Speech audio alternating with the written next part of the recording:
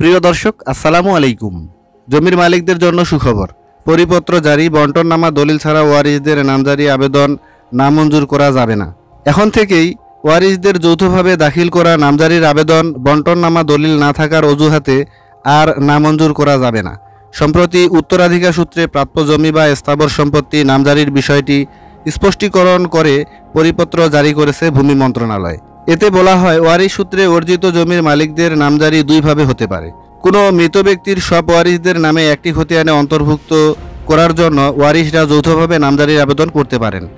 যৌথভাবে নামজারি জমি ভাগ করা ছাড়া করার ক্ষেত্রে ইউনিয়ন পরিষদের চেয়ারম্যান, পৌরসভার মেয়র বা সিটি কর্পোরেশন ওয়ার্ড কমিশনারদের কাছ থেকে ওয়ারিশ সনদ সংগ্রহ করে আবেদনের সঙ্গে দাখিল করতে হবে।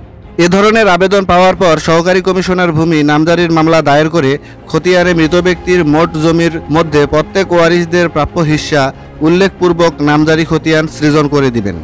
এক্ষেত্রে বন্টননামা দলিলের আর প্রয়োজন হবে না। অন্যদিকে যদি জমাজমি ভাগের মাধ্যমে পৃথক পৃথকভাবে খতিয়ান সৃজন করে আলাদা আলাদাভাবে ভূমি উন্নয়ন কর দিতে চান, তাহলে ওয়ারিশরা প্রাপ্যতা অনুযায়ী কে কোন দাগের বা একটি দাগের কোন অংশে জমি ভোগ দখল করতে চান, সকল ওয়ারিশ মিলে তা নির্ধারণ করে একটি আপোষ বন্টননামা দলিল সম্পাদন করে তা রেজিস্ট্রি করতে হবে বলে পরিপত্রে উল্লেখ করা হয়েছে। এতে সৃজিত বন্টননামা দলিল ব্যবহার করে ওয়ারিশরা পৃথক পৃথকভাবে নামজারির আবেদন করলে পৃথক পৃথক ওয়ারিশদের নামে পৃথক পৃথক নামজারির খতিয়ান সৃজন করা যাবে। পরিপত্রে আরও বলা হয়, সম্প্রতি লক্ষ্য করা যাচ্ছে যে উত্তরাধিকার মূলে প্রাপ্য জমি, স্থাবর সম্পত্তি, ওয়ারিশ সনদ মূলে উত্তরাধিকারীরা যৌথভাবে নামজারির রেকর্ড সংশোধনের আবেদন করা হলে অনেক ক্ষেত্রে তা নামঞ্জুর করা হচ্ছে, যা কাম্য নয়। এর ফলে নাগরিকগণ হয়রানির শিকার হচ্ছেন। বন্টননামা দলিল ছাড়া শুধু ওয়ারিশ সনদ মূলে খতিয়ানে মৃত ব্যক্তির মোট জমির বিপরীতে প্রত্যেক ওয়ারিশদের প্রাপ্য হিস্সা উল্লেখ করে সকল ওয়ারিশদের নামে যৌথ খতিয়ান সৃজন আইনসিদ্ধ। তবে জমাজমি ভাগের মাধ্যমে প্রত্যেক ওয়ারিশদের নামে পৃথক পৃথক খতিয়ান সৃজনের ক্ষেত্রে রাষ্ট্রীয় অধিগ্রহণ ও প্রজাস্বত্ব আইন 1950-এর 143-এর খ উপধারা অনুযায়ী অবশ্যই বন্টননামা দলিলের ভিত্তিতে নামজারি করতে হবে।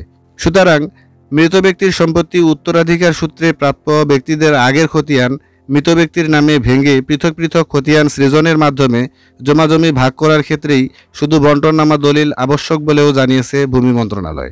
সংশ্লিষ্ট সবাইকে মৃত ব্যক্তির সকল ওয়ারিশদের যৌথভাবে করা নামজারির আবেদন বন্টননামা দলিল না থাকার অজুহাতে নামঞ্জুর করা থেকে বিরত থাকার জন্য বিষয়টি স্পষ্টীকরণ করা হলো বলে পরিপত্রে উল্লেখ করা হয়েছে। আজকের ভিডিওটি কেমন লাগলো কমেন্ট করে জানাতে ভুলবেন না। ভিডিও ভালো লাগলে দলিল পাইছি পরিবারে যুক্ত হয়েই সাথে থাকতে পারেন।